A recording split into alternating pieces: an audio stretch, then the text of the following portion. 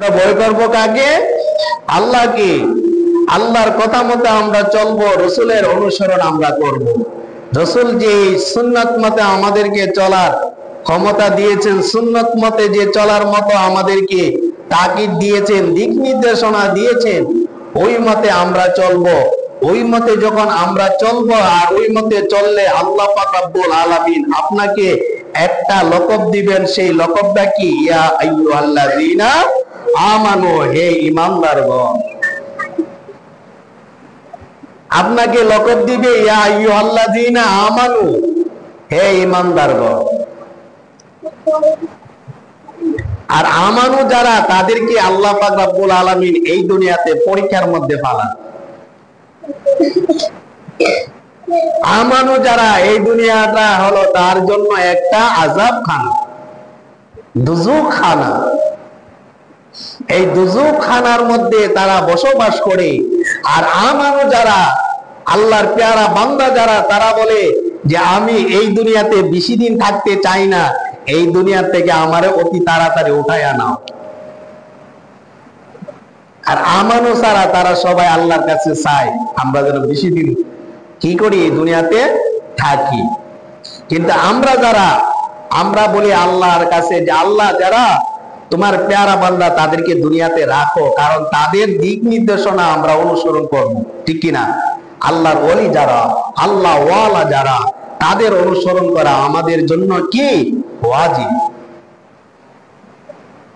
আর তারা যে দিক নির্দেশনাটা দিবে, তারা কোরআন এবং হাদিস থেকে দিক নির্দেশনা দিবে। আর যদি মনে করেন কোরআন এবং হাদিসের থেকে দিক নির্দেশনা না দেয়, তাহলে তাদেরকে আল্লাহর পেয়ারা বান্দা বলা যায় না, তাদেরকে বলা হবে ভণ্ড, ঠিক কিনা? তারা কি? ভণ্ড। আমার দয়াল নবীজি যখন এই দুনিয়া ছেড়ে চলে গিয়েছিলেন, তখন এই দুনিয়াতে আবির্ভাব ঘটেছিল ভণ্ড নবীদের। কি নবীদের আবির্ভাব ঘটেছিল? ভণ্ড নবীদের। তখন তারা বলতো, একদল লোক বাহির হয়েছিল, আমি নবী, আমি মোহাম্মদ, এরকম ভণ্ড নবী সাইজা সাইজা নবীজির পরিচয় দিয়েছিল, আমি আল্লাহর পয়গাম্বর। কিন্তু এই ভণ্ড নবীদেরকে আল্লাহ পাক রব্বুল আলামিনের কুদরতি দ্বারা হযরত ওমর, হযরত আবু বকর রাদিয়াল্লাহু তাআলা আনহু তারা দমন করেছিলেন। কারণ আমার নবী হলেন খাতামুন নবীন, আমার নবীর পরে আর কোন নবী আসবে না। তাহলে যদি কেউ নবী সাজে এই পৃথিবীতে, সে নবী নয়, সে কি? ভণ্ড। আর তাকে দমন করা আমার আপনার ঈমানের দায়িত্ব। অনেকে দেখবেন ঈসা নবী সাজে, আমি ঈসা নবী।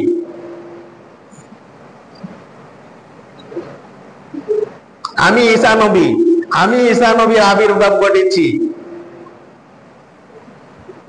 ঈসা নবী এখন আসবে না, অনেক দেরি আছে। এইরকম মানুষ পাইলে আমাদের ঈমানি দায়িত্ব হলো তাদেরকে বাধা দেওয়া। এগুলা বলা ঠিক নয়।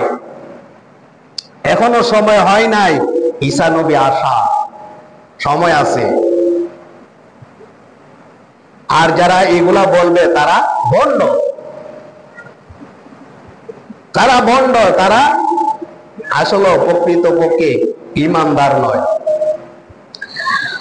আমার যুবক ভাইরা, গভীর মনোযোগ। আমরা কাকে ভয় করব? আমরা একমাত্র আল্লাহকে ভয় করব।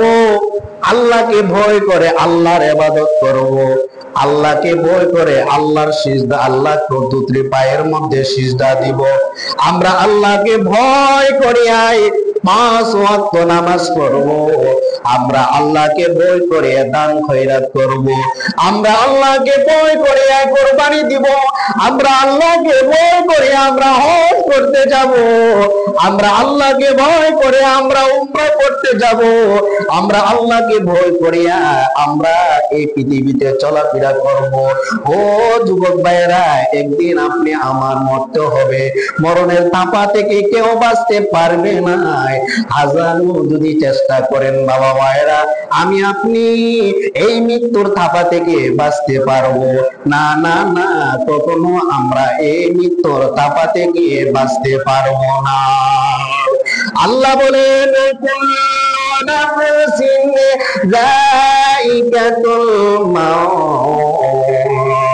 আল্লাহ বলেন কুল্লু নাফসিন যায়িকাতুল মাউত, প্রত্যেকটা প্রাণী মৃত্যুর স্বাদ গ্রহণ করবে রে বাবারা। তাহলে মৃত্যুর স্বাদ যখন গ্রহণ করতে হবে, এই দুনিয়াটা মনে করবেন থাকার জায়গা নয়। আমরা আল্লাহকে ভয় করে আল্লাহর ইবাদত করব, রাসূলের অনুসরণ করব। রাসূল সাল্লাল্লাহু আলাইহি ওয়াসাল্লাম যে পথে চলার জন্য বলেছেন আমরা সেই পথে চলবো, আমরা রাসূলের অনুসরণ করব।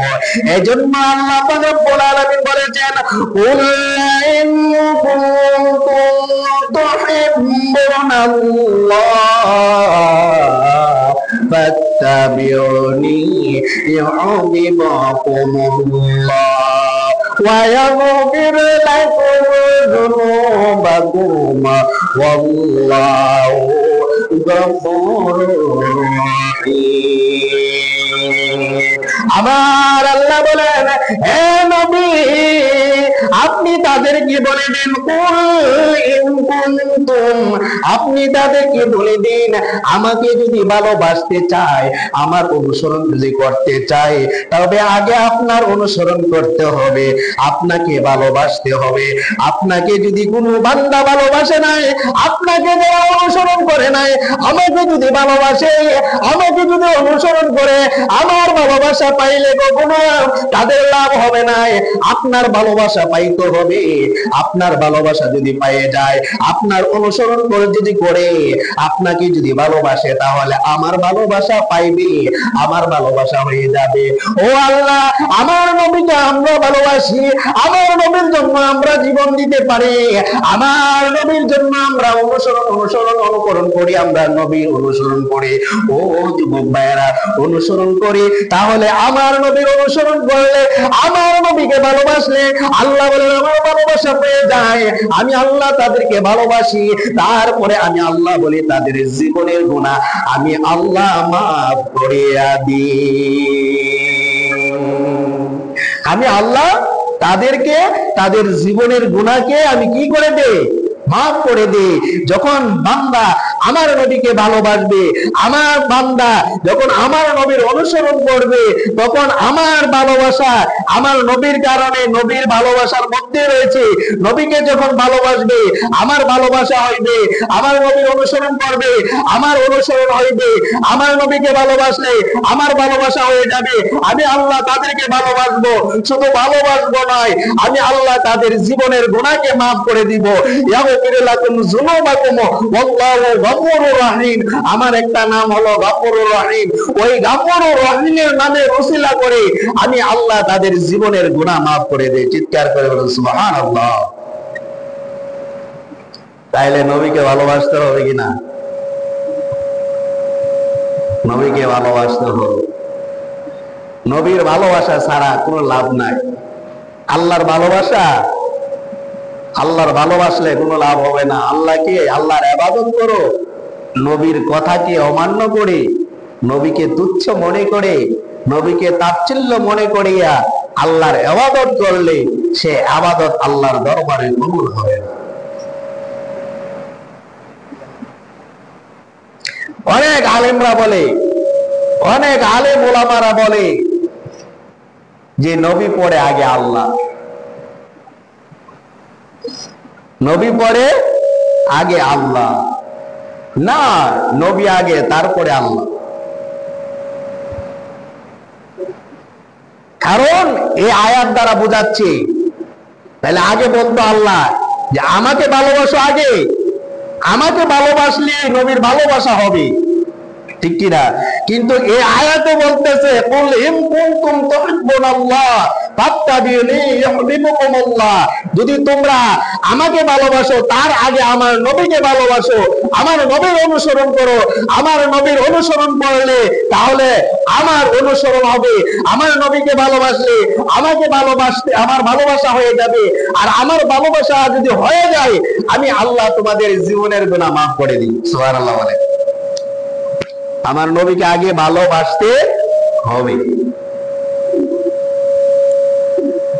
আল্লাহকে যদি সর্বপ্রথম মানে, আল্লাহকে মানতে হবে। আমানতু বিল্লাহি, আমরা আল্লাহর প্রতি ঈমান আনতে হবে।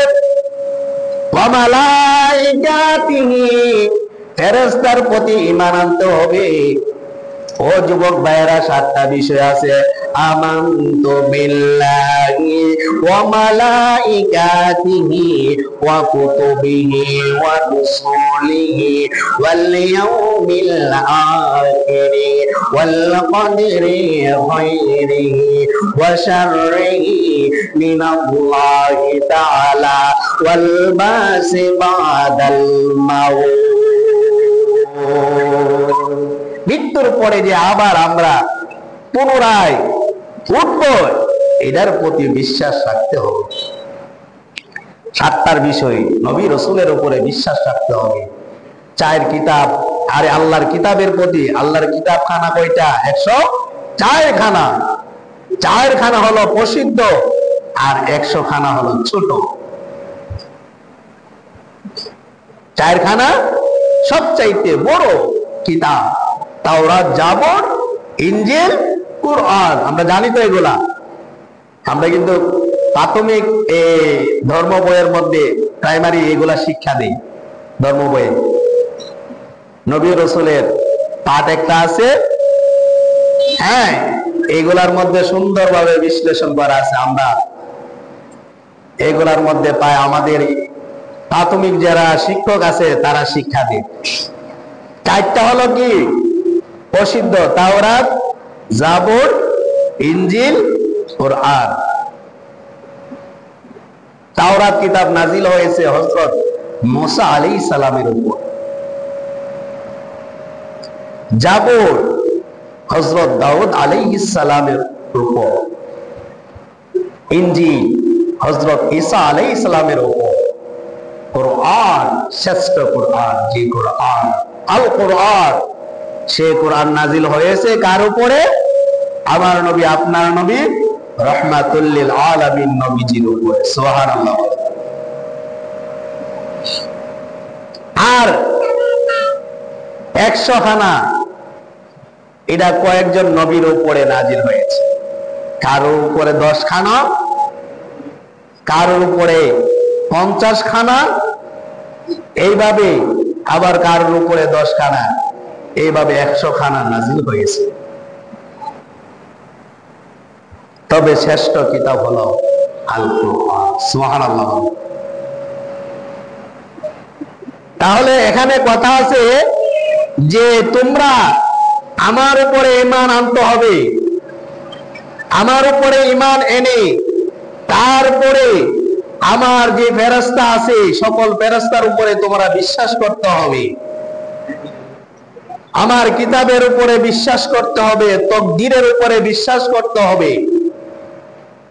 তাকদীর, তোমার তাকদীর কোথায়, কোন জায়গায় কি মরণ, কোথায় মরণ হবে, তোমার রিজিক কোথায় রেখেছে, একমাত্র জানেন কে? আল্লাহ। সুবহানাল্লাহ।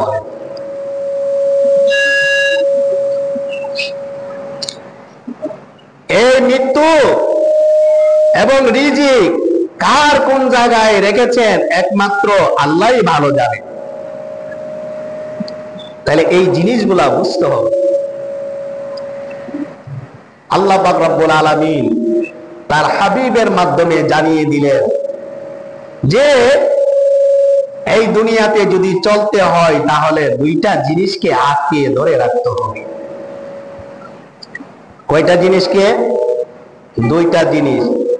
1 নাম্বার হলো আল কোরআন, আর 2 নাম্বার হলো সুন্নাত, নবীর হাদিস। এই হাদিসগুলাকে যে ধরে রাখবে সে কখনো পথ হারা হবে না। আসুন আমার বন্ধুরা, আল্লাহর নবী রাহমাতুল লিল আলামিন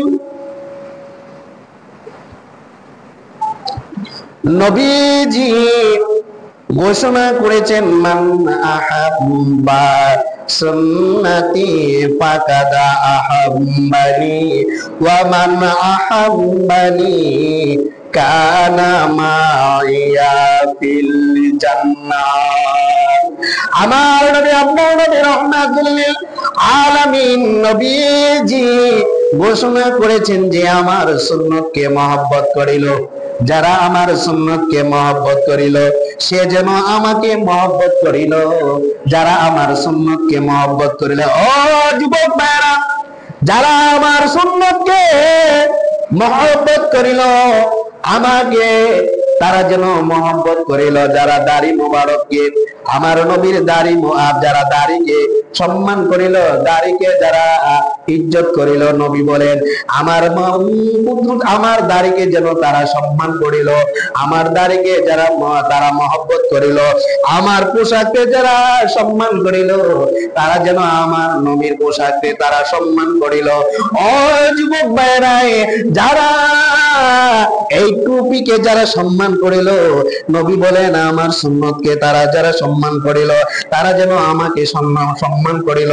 টুপি নবীজি পড়েছিলেন, নবীজি মাথায় দিয়েছিলেন, আমরা মাথায় দিয়ে নামাজ আদায় করি, আমরা মাথায় দিয়ে রাস্তাঘাটে চলাফেরা করি। আমরা যখন আমাদের মাথার মধ্যে টুপি থাকে, সবাই আমাদের ইজ্জত সম্মান বাড়িয়ে দেয়। আমাদের শরীরে যখন সুন্নতি পোশাক থাকে, পাঞ্জাবি থাকে, তাহলে আমাদের সম্মান বাড়িয়ে যায়। আমরা মাথার মধ্যে যখন টুপি পরি, তখন আমাদের সম্মান বাড়িয়ে যায়। রাস্তাঘাটে চলাফেরা যখন করতে যাই, সকলে আমাদেরকে সালাম দেয়। আমাদের শরীরে যখন পোশাক থাকে, আমরা যখন রাস্তাঘাটে বাইর হয়, মুরব্বি থেকে ধরে সবাই আমাদেরকে সালাম দেয় কি দেই না রে বাবা ভাইরা? ও যুবক ভাইরা, আপনি মুরব্বি প্যান্ট শার্ট পরে, আপনার মুখের মধ্যে দাঁড়িয়ে আছে, প্যান্ট শার্ট পরে রাস্তায় দিয়ে হাঁটতেছেন, আপনাকে সবাই সালাম দিবে না, আপনাকে সবাই সম্মান করবে না, আপনাকে সবাই ইজ্জত দিবে না। কিন্তু এইটা যদি একটু চেঞ্জ করে যান, আপনার শরীরে যদি জুব্বা পরে যান, আপনার শরীরে যদি পাঞ্জাবি পরে আয়, ওই রাস্তায় দিয়ে টুপি পরে যদি বাইর হয়ে যান, আপনাকে শতকরা 80 জন লোকে সালাম দিবে, আপনাকে ভালো করে জিজ্ঞাসা করবে, আপনাকে কেউ চিনে নাই, তারপরে আপনাকে জিজ্ঞাসা করবে ভালো আছেন নি। এইরকম মানুষ আছে কি আছে না রে বাবা মারা? অবশ্যই এই দুনিয়ায় এইভাবে আপনি যখন চলবেন, আপনাকে সবাই এইভাবে আপনাকে ভালো করে জিজ্ঞাসা করবে। কারণ আপনি যখন পাঞ্জাবি পরেছেন, আল্লাহ পাক রব্বুল আলামিন আপনার সম্মান বাড়িয়ে দিয়েছেন। আপনি যখন দাড়ি রেখেছেন, আপনার সম্মান আল্লাহ বাড়িয়ে দিয়েছেন। আমার যুবক ভাইরা, আজকে দাড়ি যদি না রাখেন, আপনাকে কেউ সম্মান করবে না। আপনি যদি পাঞ্জাবি পরে রাস্তায় দিয়ে হাঁটেন, আপনাকে কেউ সম্মান করবে না। এই জন্য এই পোশাক হলো নবীর সুন্নত। নবীর সুন্নত পরার কারণে আল্লাহ আপনার সম্মানটা বাড়িয়ে দিয়েছে। আল্লাহ আপনার সম্মান বাড়িয়ে দিয়েছে। চিন্তা করেন, আপনার যখন দাড়ি ছিল না, আপনাকে কেউ কিন্তু সালাম দিত না। একটা কথা লক্ষ্য করবেন, আপনি যখন আপনার মুখে যখন দাড়ি ছিল না, আপনাকে কেউ সালাম দিত না। যখন আপনি দাড়ি রেখেছেন আর মাথার মধ্যে টুপি পরেছেন, রাস্তা দিয়ে বাহির হয়েছেন, পোশাক পরেছেন পাঞ্জাবি, তখন দেখবেন আপনাকে সবাই সালাম দিতেছে। সম্মান বাড়াইছে কিসের জন্য? দাড়ির কারণে।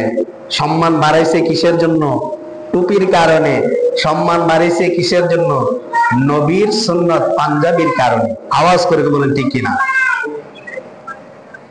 এই জন্যই আমি আপনাদেরকে বলবো, আপনারা দাড়ি রাখবা, পাঞ্জাবি পরবা, রাস্তাঘাটে পাঞ্জাবি পরে টুপি পরে রাস্তায় দিয়ে হাঁটবেন, আল্লাহ ইজ্জত সম্মান বাড়িয়ে দিবি। আপনি খারাপ কাজ, দাড়ি রাখার ফলে আপনি দেখবেন খারাপ কাজ করতে আপনার মনের মধ্যে বাধা আসবে,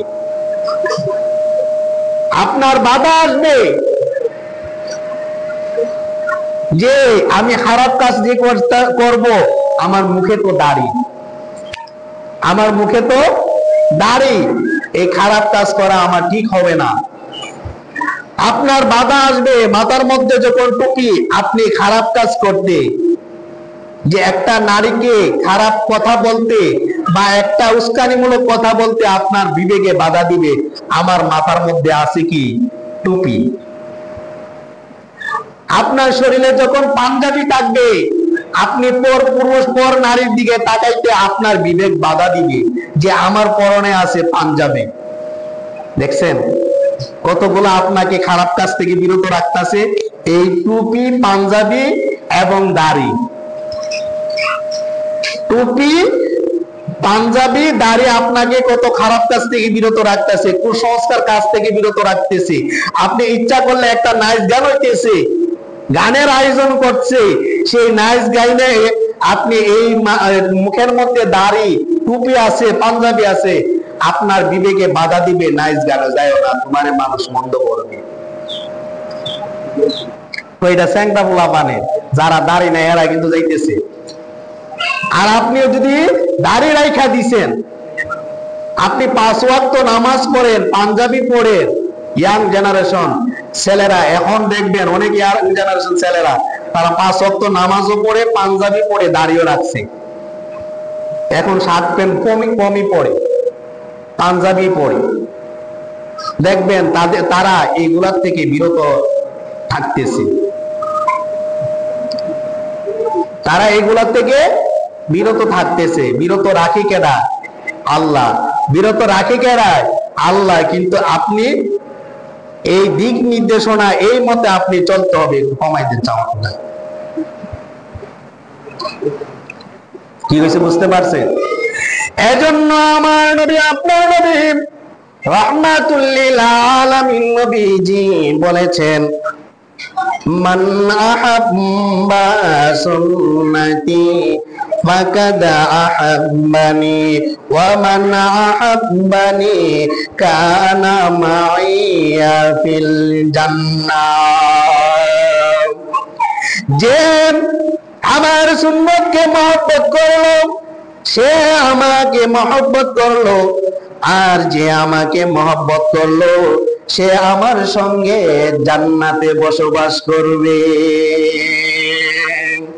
যে এগুলাকে মহব্বত করলো, আমার নবী বলেন সে আমার সঙ্গে জান্নাতে থাকবে। চিৎকার করে বলেন সুবহানাল্লাহ। তাহলে নবীর সাথে আমরা জান্নাতে থাকতে চাই কি চাই না? নবীর সাথে আমরা জান্নাতে থাকতে চাই, তাহলে নবীর সুন্নতকে আঁকড়ে ধরে রাখতে হবে। নবীর সুন্নতকে কি করে করতে হবে? আঁকড়ে ধরে রাখতে হবে। যে আমার নবীর সুন্নতকে ধরে আঁকড়ে রাখবে, আমার নবী বলেন সে আমার সাথে জান্নাতে যাবে। যে একটা সুন্নতকে যেটা করবে, জিন্দা করবে একটা সুন্নতকে, নবী বলেন সে ব্যক্তি আমার সাথে জান্নাতে যাবে। সুবহানাল্লাহ বলে। আমরা তো বলে যাচ্ছি সবকিছু।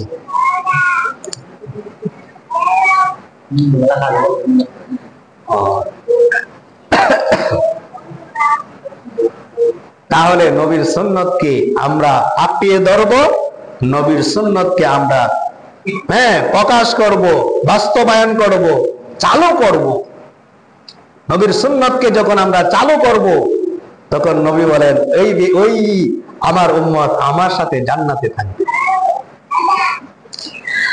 আমার যুবক ভাইরা, অন্য জায়গায় আমার নবী, আপনার নবী রাহমাতুল লিল আলামিন নবীজি সুন্দর ভাবে বলেন, মান আহাব্বা, আমার নবী, আপনার নবী বলেছেন, কি বলেছেন? ও যুবক ভাইরা, উম্মতি ইয়াদখুলুনাল জান্নাতা ইল্লা মান আবা, কিলা মান আবা। আমার নবী, আপনার নবী রাহমাতুল লিল আলামিন নবীজি বলেছেন, যাহারা ও আগ্রহ করলো তাহারা সারা আমার সকল উম্মতি বেহেশতে প্রবেশ করিবে। যারা অনীহা করলো, তারা কখনো আমার সুন্নতকে যারা অনীহা করলো, আমার সুন্নতকে যারা অবহেলা করলো, আমার সুন্নতকে যারা অনীহা করলো, আমার সুন্নতকে যারা অপমান করলো, তারা কখনো জান্নাতে যেতে পারবে না। আর যারা আমার সুন্নতকে ভালোবাসলো, যারা আমার সুন্নতকে আঁকড়ে ধরে রাখলো, আমার সুন্নতকে যারা পালন করলো, আমি নবী ঘোষণা করলাম তারা আমার সাথে জান্নাতে যাবে। সুবহানাল্লাহ বলে। তারা আমার সাথে কি করবে? জান্নাতে যাবে। আল্লাহু আকবার।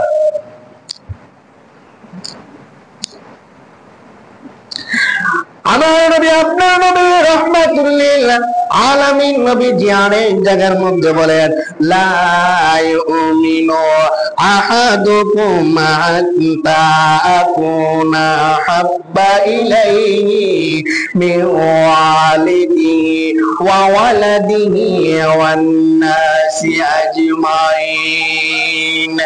আমার নবী আপনার নবী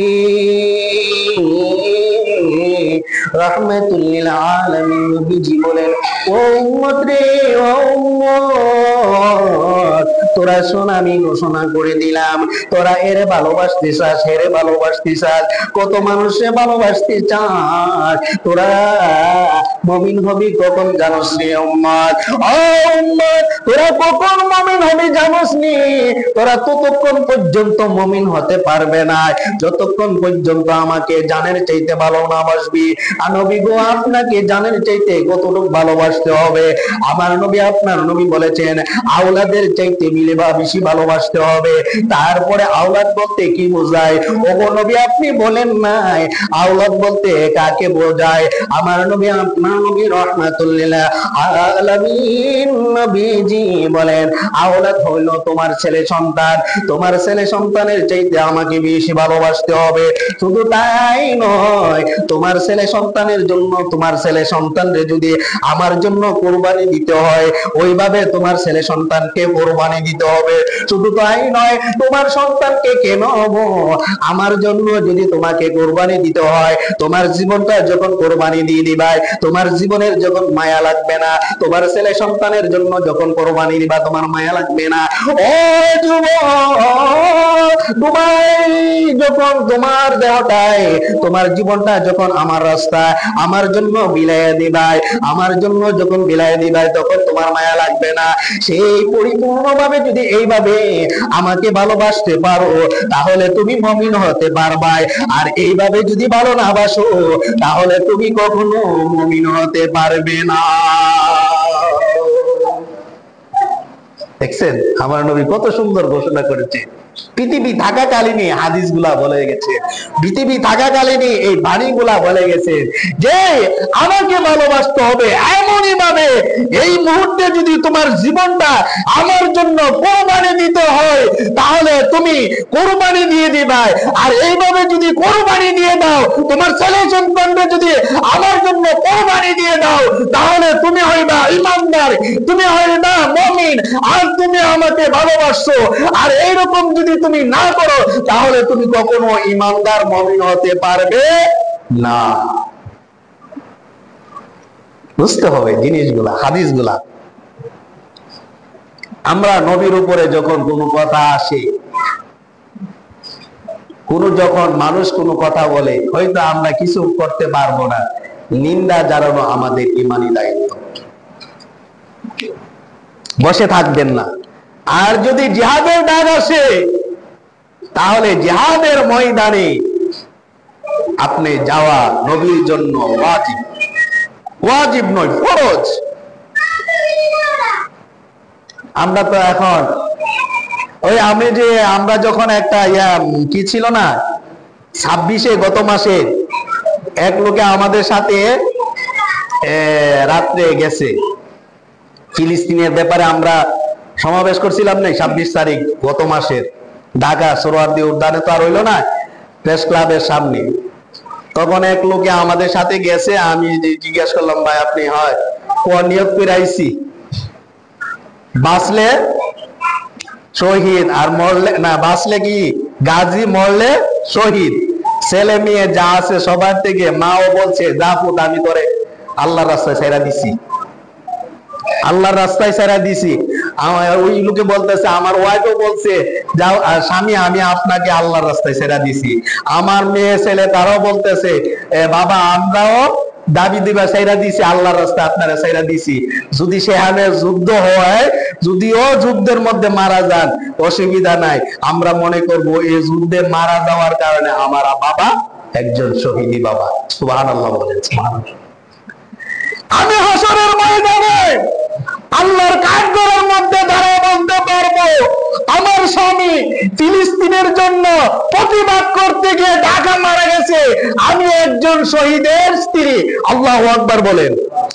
ওই মা বলতে পারবে আমি আমার ছেলেরে ওই ফিলিস্তিনের জন্য প্রতিবাদের জন্য আমি ঢাকা পাঠাইছি, সে ফিলিস্তিনি প্রতিবাদ করতে গিয়ে মারা গেছে, আমি হাসরের ময়দানে আল্লাহর কাঠগড়ার মধ্যে দাঁড়ায় বলতে পারবো আল্লাহ আমি হইলাম আজকের এই আসামি যদি হয়ে থাকে আপনার দরবারে, কিন্তু একজন শহীদের মা হিসাবে আপনার কাঠগড়ার মধ্যে আমি হাজিরা দিয়েছি। চিৎকার করবেন আল্লাহু আকবার। সেই রকম চেতনা আমাদের ঈমানি চেতনা থাকতে হবে।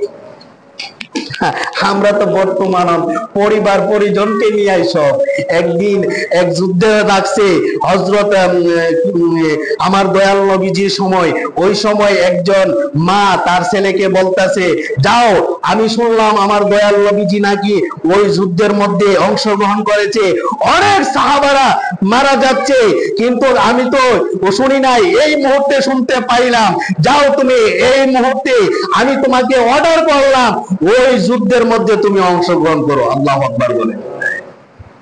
ওই যুদ্ধের মধ্যে অংশগ্রহণ করো। সে দৌড়িয়া চলে গেলেন, গিয়া যুদ্ধের মধ্যে কিছুক্ষণ দাঁড়াইয়া দেখতাছে কারো নাক কাটতাছে, কারো হাত কাটতাছে, কারো পা কাটতাছে, কারো কান কাটতাছে, কারো গলা কাটতাছে, কেউ শাহাদাত হচ্ছে। এই অবস্থায় দেখায় ওই সাহাবী দৌড়ে আবার মার কাছে আসলেন, মার কাছে দৌড়াইয়া আসলেন, মারে বলতেছেন আম্মা আমি যুদ্ধের ময়দানে গেছিলাম, গিয়া দেখলাম কারো নাক কাটতাছে, কারো হাত কাটতাছে, কারো কল্লা কাটতেছে, কারো পা কাটতেছে, এই অবস্থায় দেখায় আমি চলে আসছি। মা ডাক দিয়া বলে ছেলে আমি তোরে তো পাঠাইছি ওইগুলা দেখার জন্য নয়, কারো পা কাটতেছে, কারো হাত কাটতেছে, কারো নাক কাটতেছে, কারো গলা কাটতেছে, এগুলা দেখার জন্য আমি তো তোরে পাঠাই নাই, আমি পাঠাইছি তোরে ওই যুদ্ধের মধ্যে যুদ্ধ করে শাহাদাত বরণ করছি। চিৎকার করে বলুন সুবহানাল্লাহ। আমি হাসরের ময়দানে যেন বলতে পারি যে আমি একজন শহীদের মা। আল্লাহু আকবার বলেন।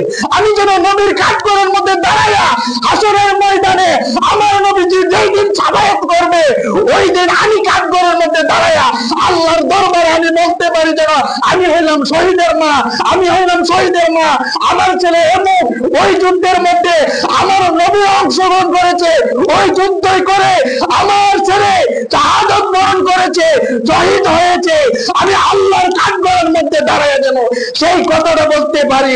তুমি এই মুহূর্তে চলে যাও যুদ্ধের ময়দানে।